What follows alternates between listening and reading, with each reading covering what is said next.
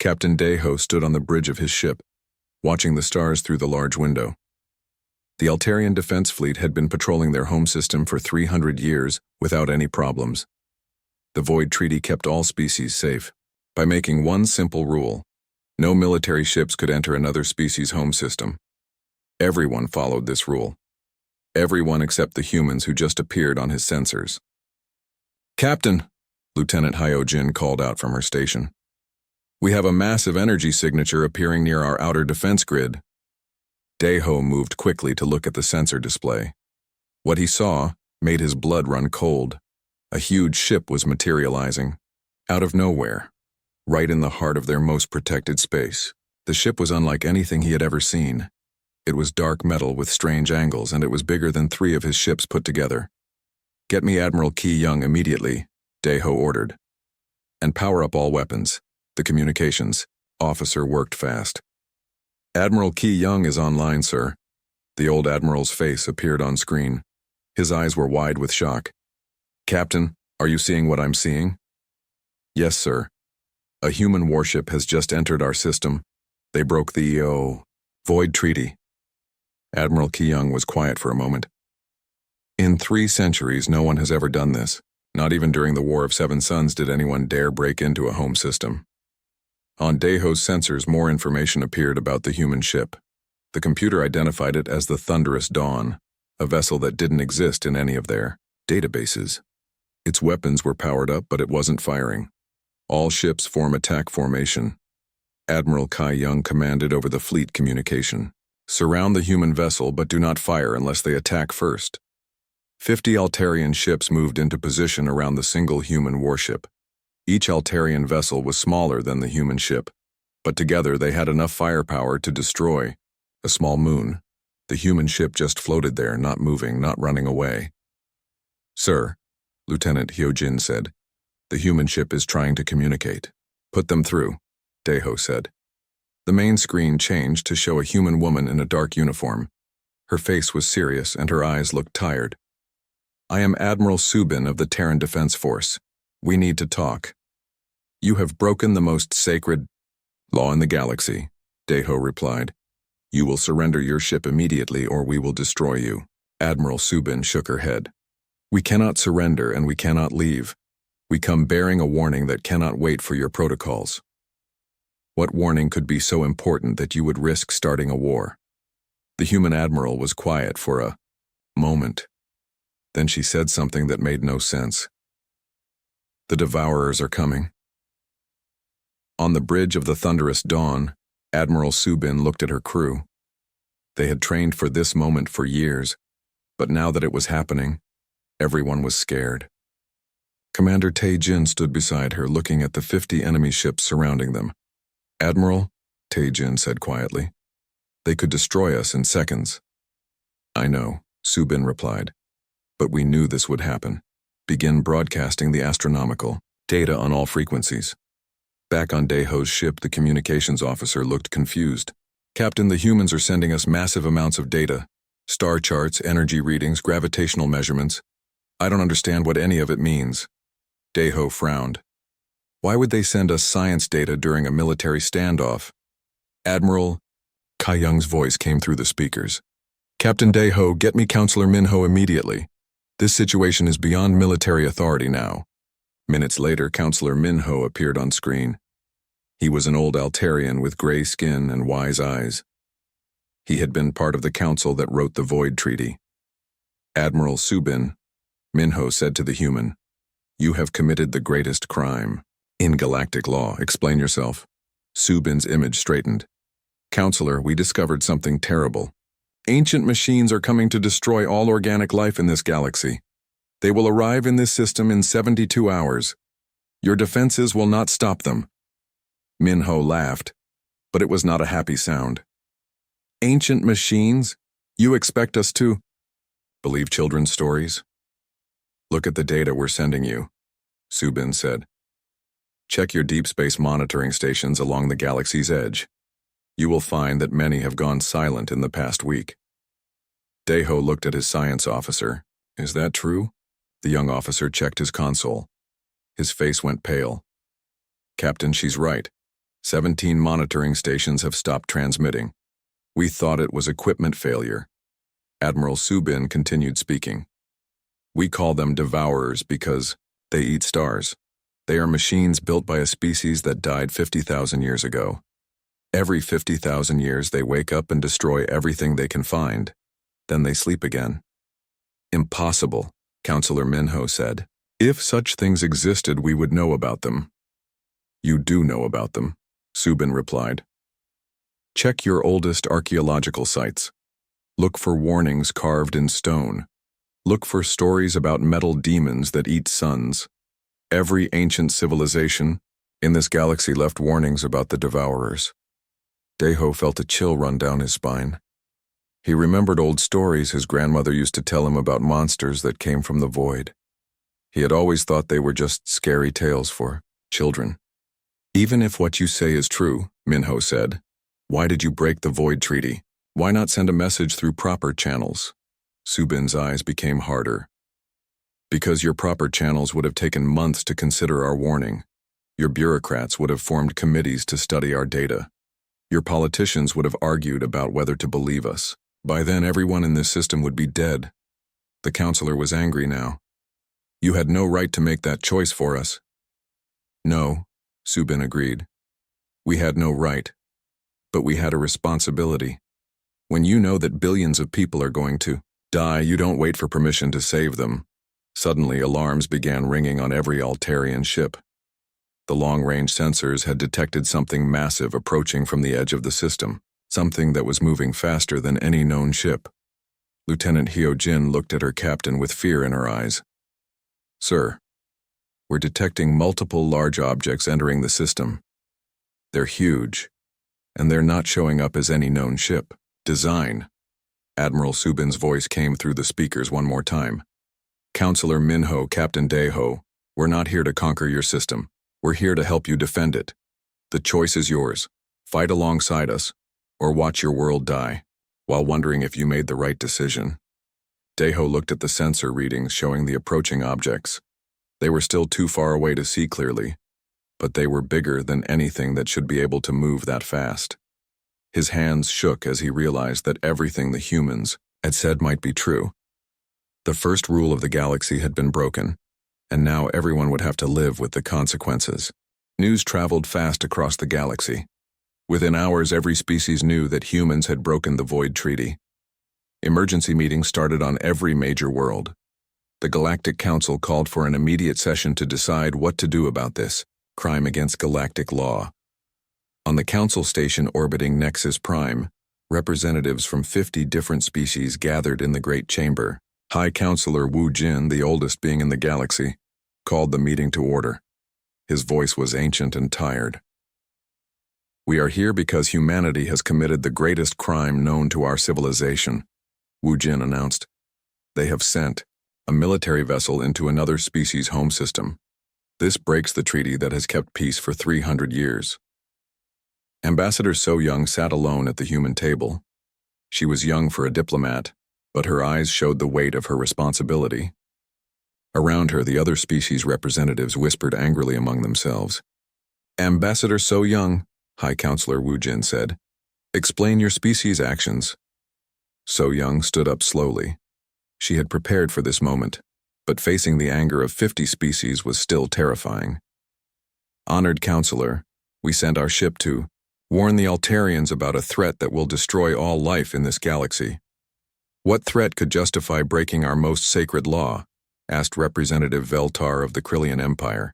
His voice was full of anger. Your people have always been warlike. Is this just an excuse to start conquering other systems?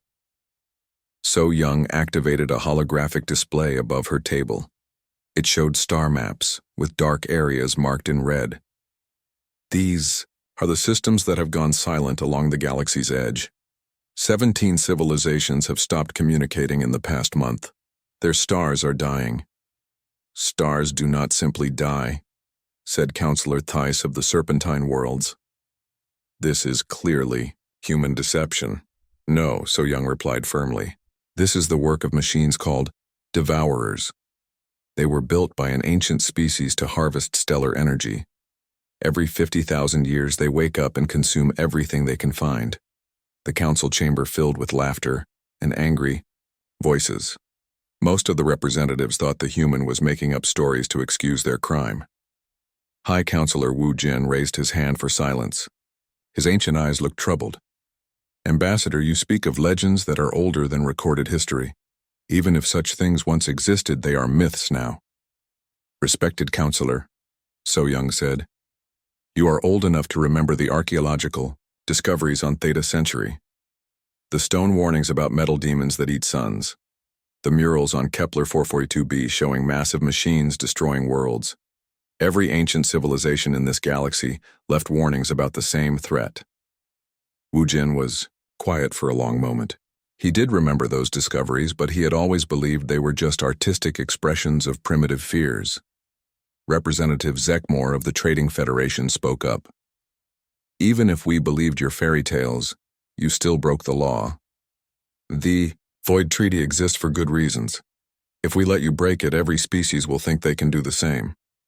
I understand your anger, So Young replied, but consider this. If we are right and you do nothing, billions of people will die. If we are wrong, you can punish us after the threat passes.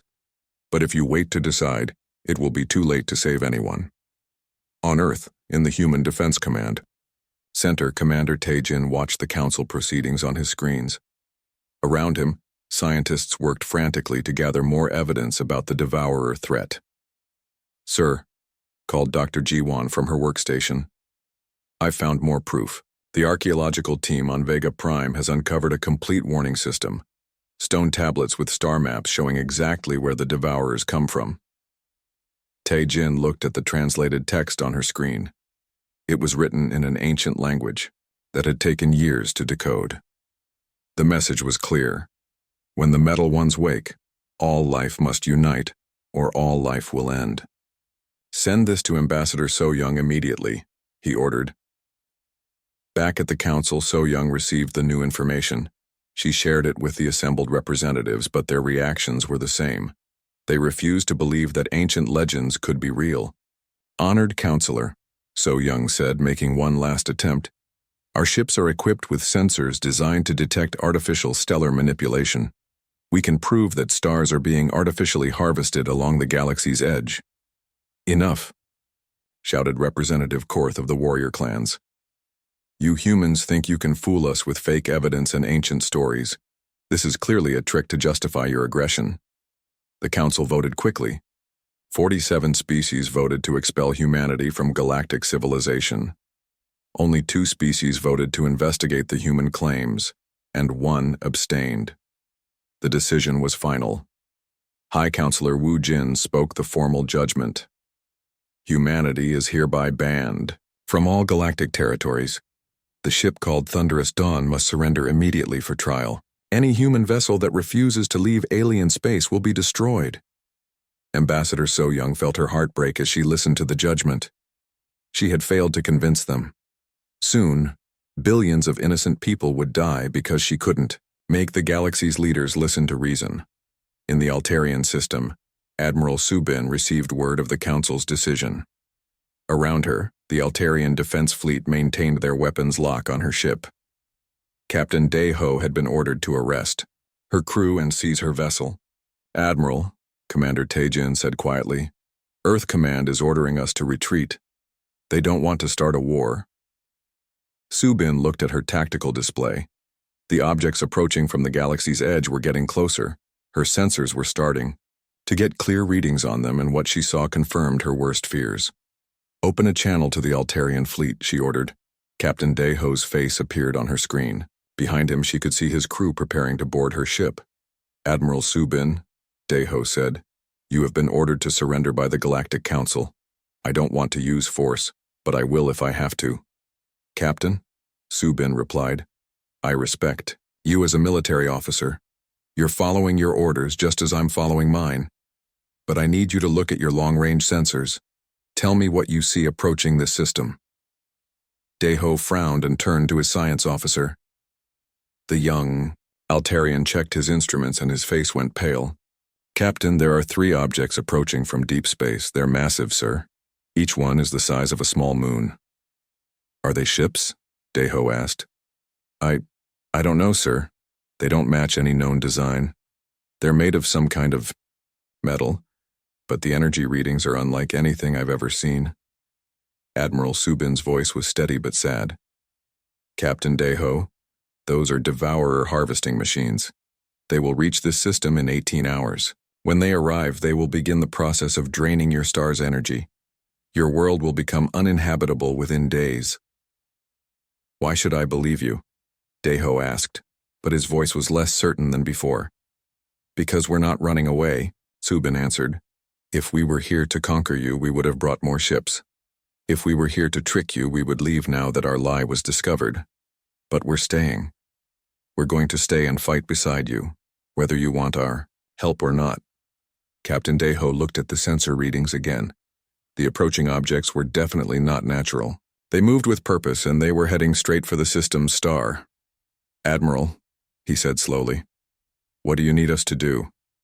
Subin felt relief wash over her. Maybe they could save some lives after all.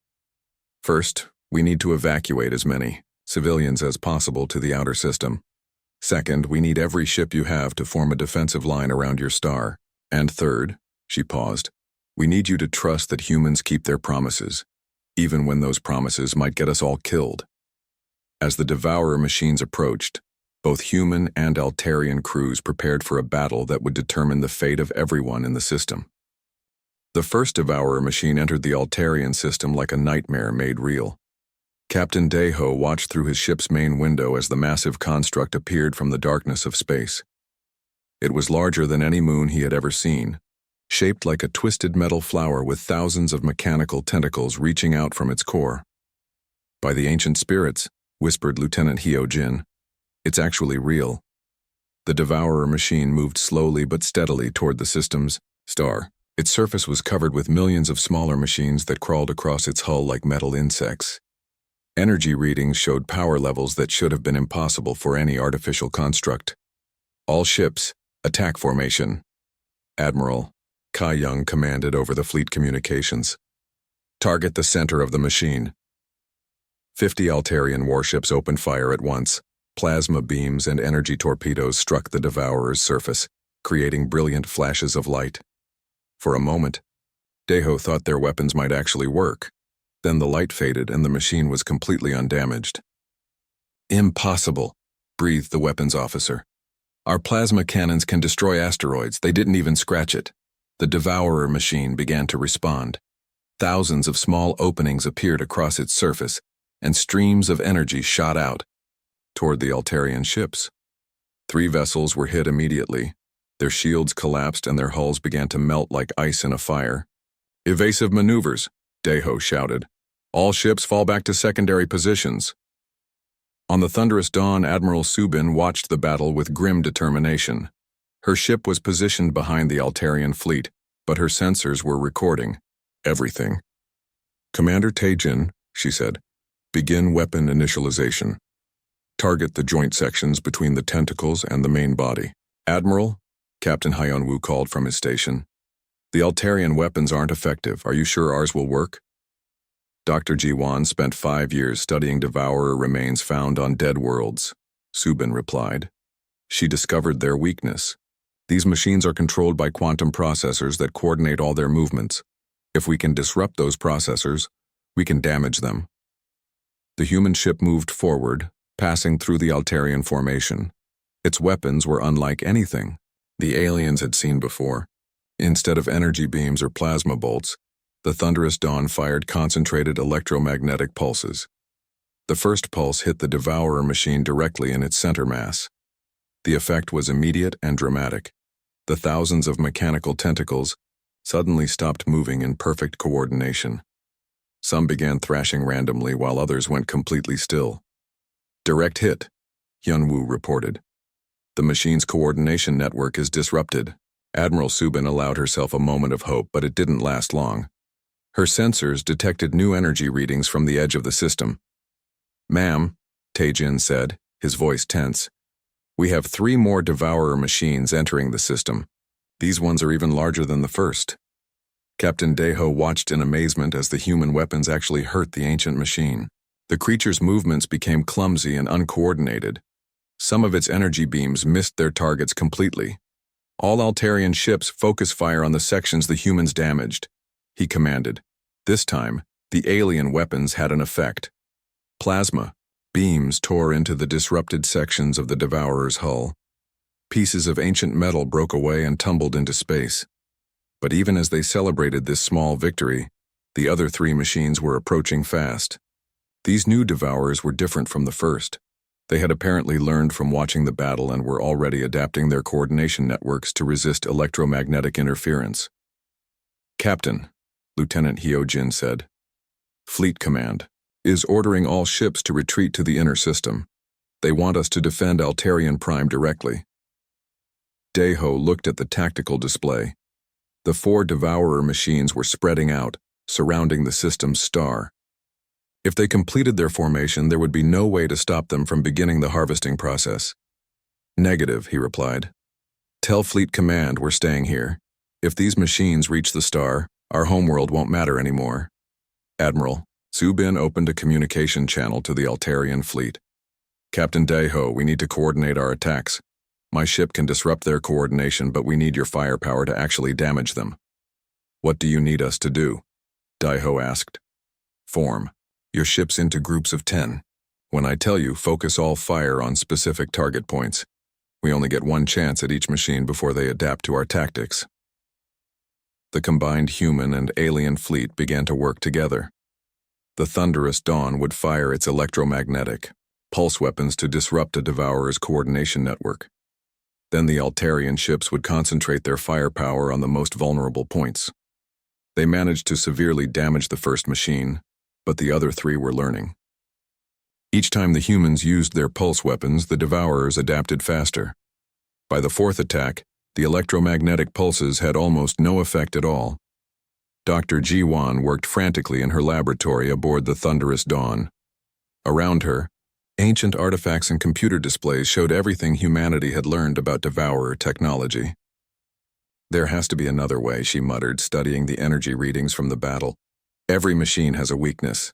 She found it in the oldest records from the archaeological site on Kepler 442b. Ancient stone carvings showed primitive people using something that looked like sound waves to disable the metal demons. "Resonance," she shouted. "Admiral, these machines have a structural resonance frequency. If we can find the right harmonic, we can make them tear themselves apart." Admiral Subin immediately understood. "Can we generate those frequencies with our weapons?" "Not with weapons," Ji-Wan replied, "but we can with our engine emissions. If we modulate our warp drives correctly, we can create a harmonic resonance field." The plan was dangerous. To generate the necessary resonance, the thunderous dawn would have to fly directly into the middle of the Devourer formation. The ship would be surrounded by 4 of the most dangerous machines ever built, with no way to escape if the plan failed.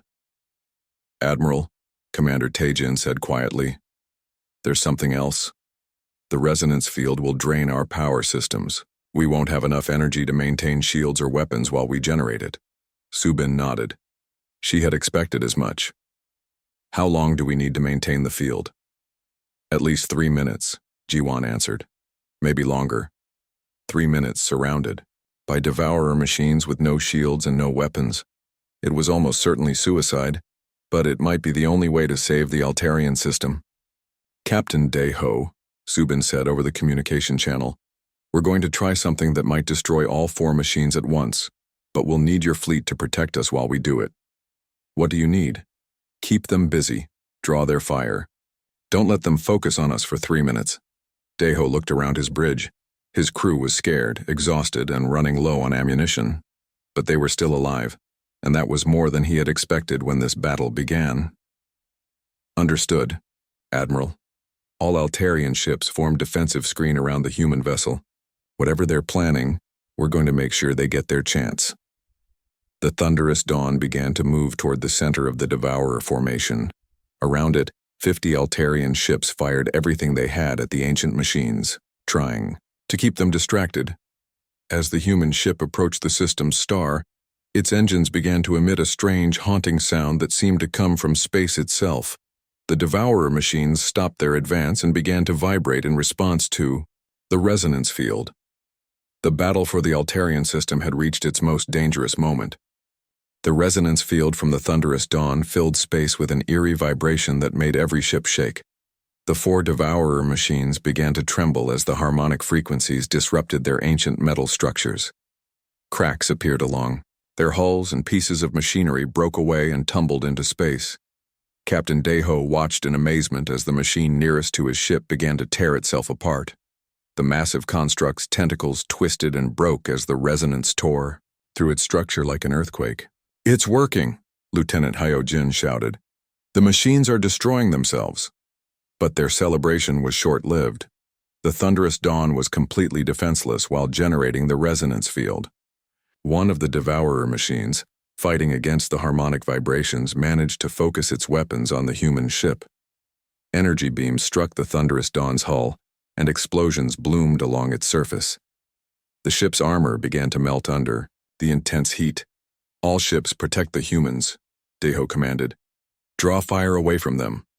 The Altarian fleet threw themselves between the Devourers and the human ship. 3 Altarian vessels were destroyed in seconds, but they gave the thunderous dawn precious time to complete its mission.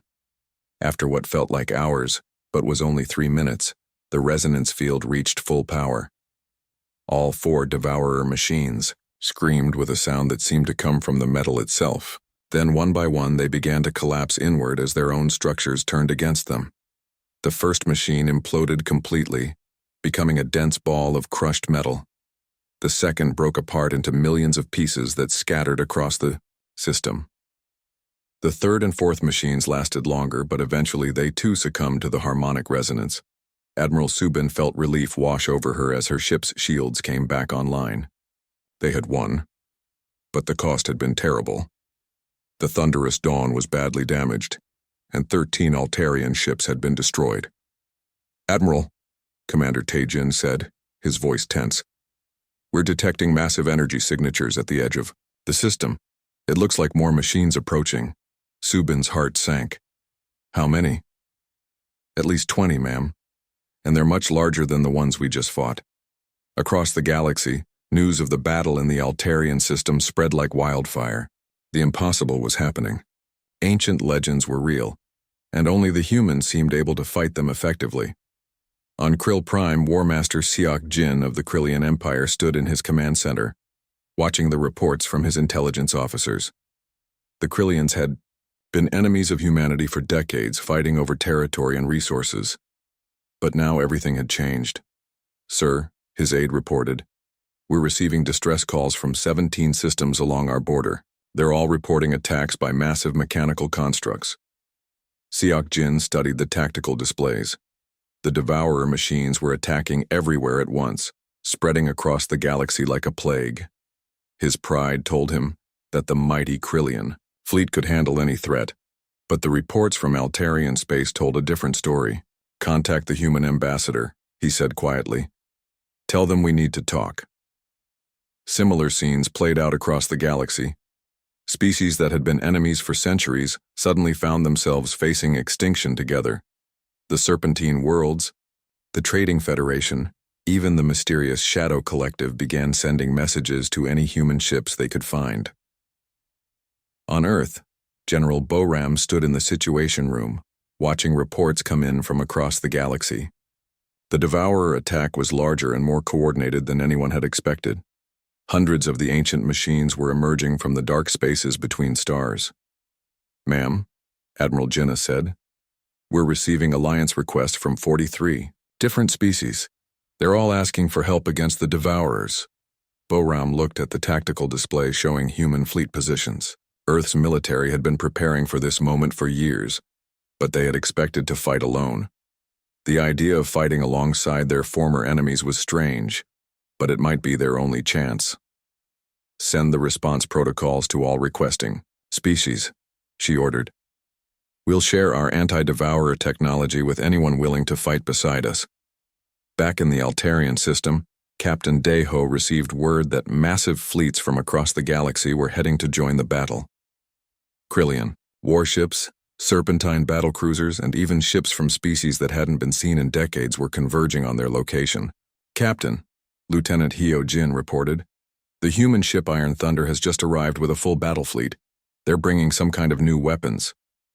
Admiral Subin watched as 20 human warships took positions around her damaged vessel. Leading them was the Iron Thunder, commanded by Admiral Jinnah, her old mentor and friend. "Subin," Jinnah's voice came through the communication channel, "you did good work here. Now let us help you finish the job." "Admiral," Subin replied, "there are at least 20 more Devourer machines approaching. These ones are larger and more advanced than anything we've seen." "I know. We've been tracking them, but we brought some new toys to play with." The human reinforcements carried weapons that had never been tested in actual combat. Void bombs that could create temporary tears in space-time, quantum disruption missiles that could phase through any known armor, and most importantly, they brought the combined knowledge of every archaeological discovery humanity had made about Devourer technology. As the new enemy machines approached, more allied fleets arrived. War Master Seok Jin brought 300 of the galaxy's most powerful warships. The Serpentine worlds contributed their bioships that could heal damage in real time. The Trading Federation provided massive cargo vessels converted into mobile weapons platforms. For the first time in galactic history, all the major species were fighting on the same side. Admiral Jinnah took command of the combined fleet. It was a massive responsibility, coordinating the tactics of dozens of different species who had been enemies just days before. "All vessels," she broadcast to the assembled fleet, "the approaching Devourer machines are trying to reach this system's star. If they succeed in beginning the harvesting process, this entire system will become uninhabitable. We stop them here, or everyone dies." Captain Daeho found himself commanding a mixed group of Altarian, human, and Krillian ships. A week ago, he would have arrested any Krillian officer who entered his system. Now he was trusting them to watch his back in battle. "Captain," came a voice through his communication system. It was Commander Yerim of the Krillian battlecruiser Stormclaw. "Our sensors show the enemy machines have some kind of collective intelligence. If we can isolate and destroy their command units, the others might become less effective." Daeho was impressed by the Krillians' tactical analysis. "How do we identify the command units?" "Look for the machines that stay back from direct combat," Admiral Jinnah interjected. "They'll be the ones coordinating the others' movements."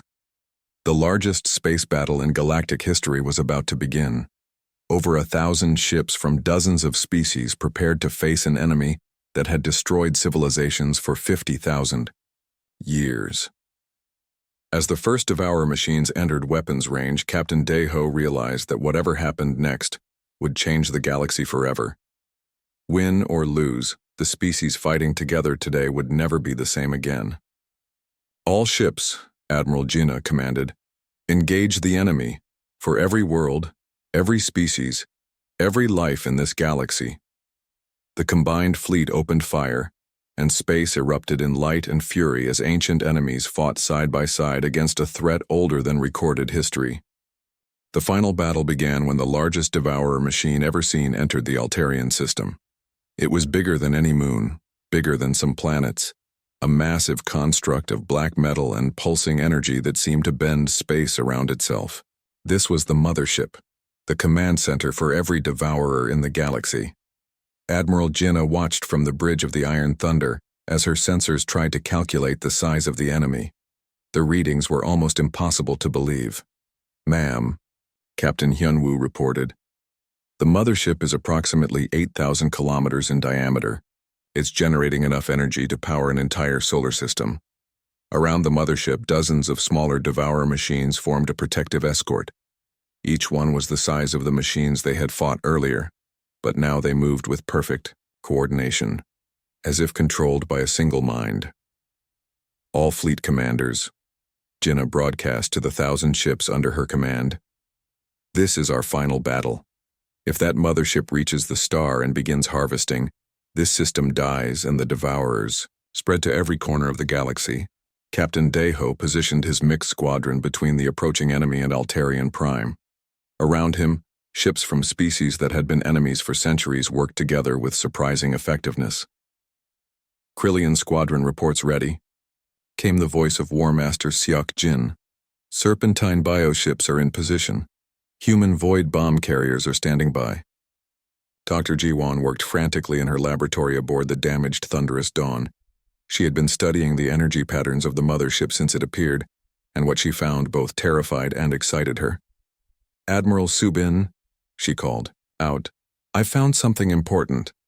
The mothership isn't just coordinating the other machines, it's actually the source of their collective consciousness. If we can destroy its central processor, every devourer in the galaxy will shut down, permanently." "Where is this processor?" Subin asked. "At the very center of the mothership, protected by thousands of layers of armor and defensive systems. There's no way our weapons can penetrate that deep." Admiral Jinnah heard the conversation through the fleet communication network. She studied her tactical displays, looking for any way to reach the mothership's core. What she saw made her heart heavy with the knowledge of what she had to do. "Dr. Ji-won," she said, "could a ship carrying void bombs penetrate to the center if it didn't?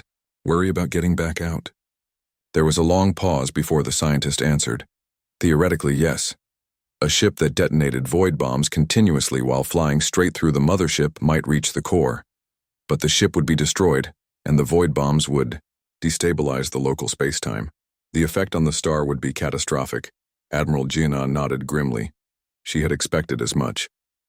Void bombs were humanity's most dangerous weapon, capable of creating temporary tears in the fabric of space itself. Using them inside the mothership would save the galaxy, but it would also make the Altarian system uninhabitable. "All fleet commanders," she announced, "begin full attack on the escort machines. Draw them away from the mothership. I'm taking the Iron Thunder on a direct assault course." "Admiral," Subin called out, "if you're planning what I think you're planning, let me do it. My ship is already damaged. Yours is needed to lead the fleet." "Negative," Jinnah replied firmly. "This is my call to make." The battle raged across millions of kilometers of space as the combined galactic fleet engaged the Devourer escort machines. Ships from dozens of species fought with desperate courage, knowing that this was their last chance to save their civilizations.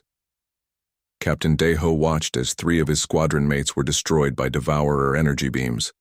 The ancient machines were learning and adapting even as they fought, becoming more dangerous with each passing moment. "All ships maintain formation," he commanded. "Don't let them separate us." War Master Seok Jin's voice came through the communication system. "Altarian Captain, my sensors show the mothership beginning to extend harvesting tentacles toward your star. We're running out of time." Admiral Jinnah looked at her own sensors and saw the same thing. Massive mechanical arms were reaching out from the mothership toward the Altarian sun. If those tentacles made contact, the harvesting would begin and nothing could stop it. "All ships with void bombs, form up behind the Iron Thunder," she commanded. "We're going in." 20 human vessels loaded with void bombs fell in behind Jinnah's flagship. Each ship carried enough destructive power to crack a moon, but they would need all of it to penetrate the mothership's defenses. Admiral Subin made a decision that went against every order she had ever received. "Dr. Ji-won, transfer all your research data to the fleet database, then prepare the Thunderous Dawn for ramming speed." "Admiral, what are you doing?" Commander Taejin asked. "Something I should have done earlier," Subin replied. "Admiral Jinnah is right about this being a suicide mission, but she's wrong about who should do it. This is our fight. We started it by coming here, and we're going to finish it, the Thunderous."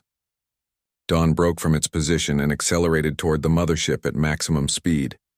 Its damaged hull groaned under the strain, but the ship held together. "Subin, get back in formation," Jinnah ordered. "Sorry, Admiral," Subin replied, "but someone needs to make sure those tentacles don't reach the star. Consider this the final order of someone who's about to be court-martialed anyway, Captain."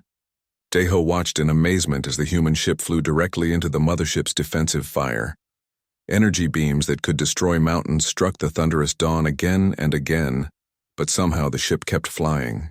"All Altarian ships, give them cover," Daeho commanded. "Don't let the escort machines target them." The combined fleet threw everything they had at the Devourer escorts, preventing them from helping defend the mothership.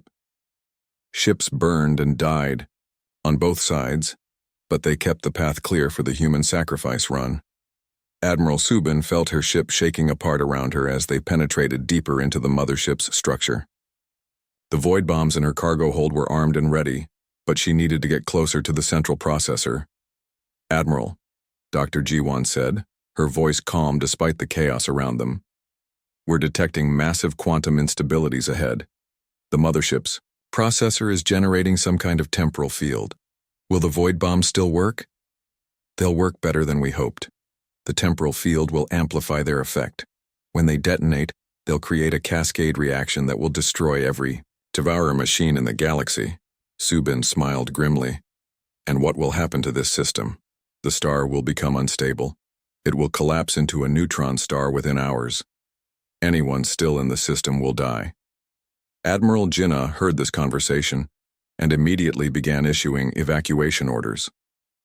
"All civilian ships, begin immediate evacuation of Altarian Prime and all inhabited worlds in this system. Military vessels, prepare to cover the evacuation." The thunderous dawn reached the mothership's core just as its hull finally gave way to the enormous stresses. The ship broke apart, but its momentum carried the void bombs into the central processor chamber. Admiral Subin's last transmission reached every ship in the system. "Tell Earth that we kept our promise. Tell the galaxy that humans don't abandon their friends." The void bombs detonated simultaneously, creating a cascade of quantum explosions that tore through space-time itself. The mothership screamed with a sound that seemed to come from reality itself, as it was consumed by the artificial singularities. Across the galaxy, every Devourer machine suddenly stopped moving. The collective consciousness that had driven them for 50,000 years went silent forever as their central processor was destroyed. Captain Deho watched as the Altarian sun began to pulse with unstable energy. The void bomb explosions had damaged space-time around the star, and it was beginning to collapse under its own gravity. "All ships, maximum evacuation speed," Admiral Jinnah commanded. "We have 6 hours to get everyone out of this system before the star goes nova." The greatest evacuation in galactic history began immediately. Ships from every species in the combined fleet worked together to save as many Altarian civilians as possible. Cargo vessels, passenger ships, even military vessels opened their holds to fleeing refugees. War Master Siak Jin found himself loading Altarian children onto his battle cruiser. A week ago, he would have considered them enemies. Now he was risking his ship to save them. 6 hours later, the last evacuation ship cleared the system's edge just as the Altarian sun collapsed into a neutron star. The resulting energy pulse would have sterilized every planet in the system, but there was no one left to die. The galaxy had lost a star, but it had saved civilization itself. 3 months after the battle, the Galactic Council met in an emergency session that would reshape galactic law forever. High Counselor Wu Jin, now showing his true ancient age, stood before representatives of every species in the galaxy. "We gather today not to punish humanity for breaking our laws, but to thank them for saving our lives," he announced. "The Void Treaty is hereby amended. Humanity's violation is retroactively declared a guardian action, the highest honor we can bestow." Ambassador So Young sat at the human table, no longer alone.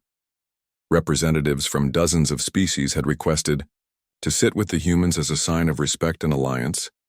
Captain Deho, now promoted to Grand Admiral of the new